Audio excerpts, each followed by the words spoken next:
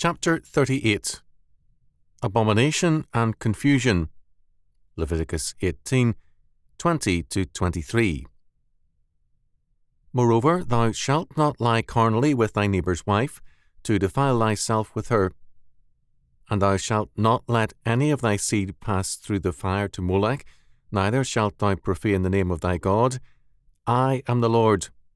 Thou shalt not lie with mankind as with womankind. It is abomination. Neither shalt thou lie with any beast to defile thyself therewith, neither shall any woman stand before a beast to lie down thereto. It is a confusion. Leviticus 18, 20-23. These verses are titled by Wenham, Other Canaanite Customs to be Avoided. In verse 21 we have the heart of the problem, Molech worship, which could mean child sacrifice, as in Carthage. It could also mean, as Snaith suggests, that possibly children were given to the authorities to be trained as male and female prostitutes. The fact that this law comes together with prohibitions of various forms of sexuality and is followed by references to sodomy and lesbianism certainly is evidence of this. The word Molech, Melech, Milcom, Melcom means king, the king as a god, and the primary reference is to state worship. Normally, passing a child through the fire to Molech was not human sacrifice, although emergency situations could lead to such acts. Under normal circumstances, it was the dedication of the child to the state, a statist analogue to baptism, whereby the child was to live and die for the state. While Snaith's suggestion is valid and some children were dedicated to prostitution, this was not true of all children, and yet all had to be taken to the fire of Molech for dedication in this religious faith. If the central meaning were sexual, the law would openly say so. We have such a law in Leviticus 19:29. Do not prostitute thy daughter to cause her to be a whore, lest the land fall to whoredom, and the land become full of wickedness. Thus, the primary reference is to Moloch worship. At the same time, it is set in the context of a table of sexual sins. What is the connection? Moloch worship shifts the center of the moral universe from God to the state. Molech worship is very much with us in the ancient and modern priority of the state over the triune God.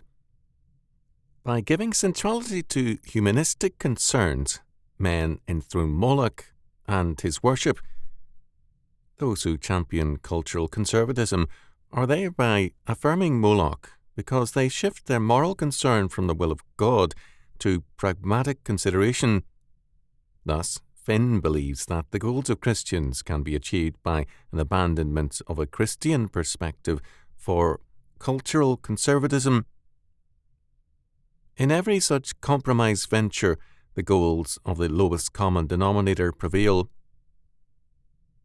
Molech, or state worship, gives priority to political and pragmatic considerations and is thus the analogue to all the sexual sins cited in Leviticus 18, 6-19.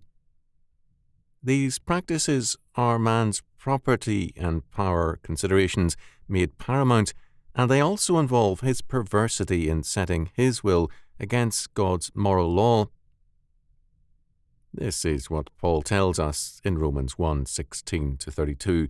Men who will not live by faith change the truth of God into a lie. They enthrone the creature rather than the Creator. This is the greatest act of perversion. It leads logically to the burning out of man. The Greek word in Romans 1:27 is ex ek othothan, to burn out from ekeo. This burning out begins with the abandonment of God's law for man's will, and it concludes with homosexual practices. Such people receive for their practices, in their bodies, that recompense of their error which was meet. Romans 1:27. There is no reason to suppose that diseases like AIDS did not occur in earlier eras, as in the Roman Empire. The Roman Catullus, for example, belonged to the bisexual set, where, according to Horace Gregory, sex and madness, art, beauty, grief, guilt, slander, even murder were accepted as the order of the day or night. It must be added that disease was an even more present fact. Thus, Leviticus 18:21 cites Moloch worship as the prelude to the burning out of man and the defilement of the earth, which leads to the expulsion of man. Turning now to verse 20, the law against adultery, it is important to note that in biblical law, adultery means sexual intercourse with a married or betrothed woman. With an unbetrothed girl, the law specifies the required payment of the dowry of virgins. The girl's father could require or reject marriage, but in either case, the dowry was mandatory. Exodus 22, 16 and 17, Deuteronomy 22, 28 and 29. The penalty for adultery is death for both the man and the woman, Deuteronomy 22, 20 to 25, Leviticus 20, 10, because the society of God's kingdom is family-based, and adultery is thus treason to society. In Canaanite society, which was Baal or Moloch-based, adultery was not treasonable and might be religiously required. Note that the law speaks of adultery as self-defilement, or to make thyself unclean. Marriage and the family are the foundations of society and also of our personal lives. Because of the centrality of the family, sins against it are seen in Scripture not only as very serious offences, but also as self-defilements and stupidity. According to Proverbs 6, 27 to 33, can a man take fire in his bosom and his clothes not be burned? Can one go up on hot coals and his feet not be burned? So he that goeth in to his neighbour's wife, whosoever toucheth her shall not be innocent.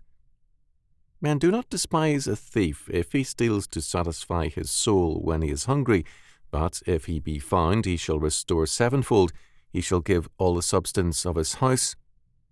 But whoso committeth adultery with a woman lacketh understanding, he that doeth it destroyeth his own soul. A wound and dishonour shall he get, and his reproach shall not be wiped away. Rabbi Hertz said of adultery, this prohibition is so vital to human society that it is included in the Ten Commandments immediately after the protection of life as being of equal importance with it. In verse 22, homosexuality is condemned, and in verse 23, bestiality. The two verses are properly one sentence and one subject. Two terms are applied to these sins, abomination and confusion. Abomination means filth, and according to W.F. Lofthouse, confusion means a disturbance and violation of the order of nature, and therefore something repulsive. Bonner rendered the meaning of confusion as audacious depravity. Both homosexuality and bestiality are acts of chaos. Religions of chaos believe in evolution out of a primeval chaos, and hence social revitalization requires a regular return to chaos by performing acts of chaos. Herodotus spoke of witnessing in the Mendesian district of Egypt the public copulation of a goat and a woman. According to Gill, Strabo, Aelianius, and Plutarch reported like religious acts. The penalty for homosexuality is death, Leviticus 20:13, Romans 1:32, and also for bestiality, Leviticus 20:15 and 16, Exodus 22:19. As we have noted, Lofthouse describes confusion as the violation of the order of nature, and Porter speaks of homosexuality and bestiality as a violation of nature. This is certainly true if we recognize the order of nature to be God's created order, but the text declares these sins to be an abomination and confusion, because they violate God's law and purpose, as the natural world itself does in its fallen estate. For nights, these laws were given to Israel to fit that stage in their education in which, because they were comparable to children, they required clear guidelines. Ostensibly, we are more mature and do not need the law. How anyone living in the 20th century can be patronizing of the Hebrews and assume that churchmen and non-churchmen today have a maturity which invalidates the law is amazing. Even more amazing is the insistence of homosexuals that all the references to homosexuality in Scripture do not actually condemn that practice. The books written to defend this view are marvels of evasive scholarship. Not only does the Bible, without exception or qualification, condemn the practice, but it also uses language of a particular bluntness in describing homosexuals. Sodomites are called dogs in Deuteronomy 23:18 and Revelation 22:15. The latter text declares that they are outside God's kingdom. According to Harrison, the term dogs was applied to male cultic prostitutes or to homosexuality generally. This means that dogs applies to sodomites and lesbians alike and has reference to activities which have a resemblance to canine practices. It is a grim fact that not only have humanists in the 20th century championed the rights of homosexuals, but they have also given to these sodomites who have AIDS a protected status never before enjoyed by sufferers of contagious diseases. That homosexuals should seek a privileged status is understandable. All sinners want privileges, but the greater sin is on the part of those who grant them. A new hagiography has also developed to describe the deaths of these saints of sodomy. Thus, the Stockton Record, in a concluding article on a particular homosexual, described the deathbed scene sympathetically and in detail. At times the dying man spoke of the possibility that God was punishing him. He dismissed such thoughts, however, declaring, "But then again, I might be interpreting it wrong. I've always brought happiness and love to everyone I met. It's what's in your heart. Only you know how close you are to God, and God knows, and that's it." Speaking of his flamboyant lifestyle as a homosexual in San Francisco, he said, smiling, "I've had a wonderful life." When he died, his mother said, "My baby boy has gone to God." The absurdities of some old saints' legends have been far surpassed by the now common elegies for the saints of sodomy. With his usual insight, Wenham calls attention to the statement in verse 21, "Neither shalt thou profane the name of thy God," which occurs also in Leviticus 19:12, 23, 21:6, and 22:32. To profane is to make unholy. Profaning God, not the violation of the natural order, is the key to these laws. We cannot impose the psychiatric opinions of earlier eras, that is, 1850 to 1950, onto Scripture. The opposite of holiness is profanity, the unclean. Leviticus 10:10 requires that we put a difference between holy and unholy, and between unclean and clean. According to Grayston, holiness is the condition of approach to God, cleanness of intercourse with all society. While uncleanness is closely tied to sin, there is a difference. Sin essentially comes from within, whereas uncleanness comes from outside, and it is man's moral duty to avoid whatever is unclean. Cleanness is thus essential to holiness. In the law, washing purifies one from many forms of uncleanness, and baptism thus symbolizes this cleaning, that is, the washing of regeneration and renewing of the Holy Ghost, Titus 3:5, Christ gave himself for us, that he might redeem us from all iniquity, and purify unto himself a peculiar or unique people, zealous of good works.